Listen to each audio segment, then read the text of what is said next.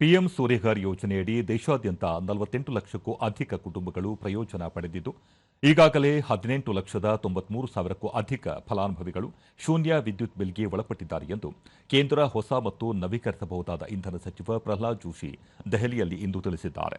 ಈ ಕುರಿತು ಮಾಹಿತಿ ಹಂಚಿಕೊಂಡಿರುವ ಅವರು, ಪಿಎಂ ಸೂರ್ಯಘರ್ ಯೋಜನೆ 2024ರ ಫೆಬ್ರವರಿಯಲ್ಲಿ ಆರಂಭಗೊಂಡಿದ್ದು, ಈವರೆಗೆ 39,72,447 ಸೌರ ಮೇಲ್ಛಾವಣಿ ಸ್ಥಾಪಿಸಲಾಗಿದೆ.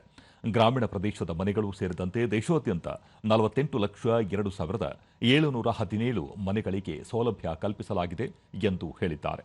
ಈ ಯೋಜನೆ ಅಡಿ ಸೌರ ಮೇಲ್ಛಾವಣಿ ಅಳವಡಿಸಿಕೊಂಡ ಗ್ರಾಹಕರ ವಿದ್ಯುತ್ ಬಿಲ್ ಕಡಿಮೆಯಾಗಿದೆ.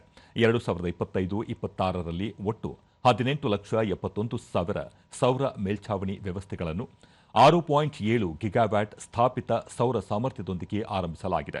ಪಿಎಂ ಸೂರ್ಯಘರ್ ಯೋಜನೆಯಡಿ ಗ್ರಾಮೀಣ ಮನೆಗಳು ಸೇರಿದಂತೆ ದೇಶಾದ್ಯಂತ 22,71,000 ಮನೆಗಳಿಗೆ ಪ್ರಯೋಜನ ಕಲ್ಪಿಸಲಾಗಿದೆ ಎಂದು ತಿಳಿಸಿದ್ದಾರೆ.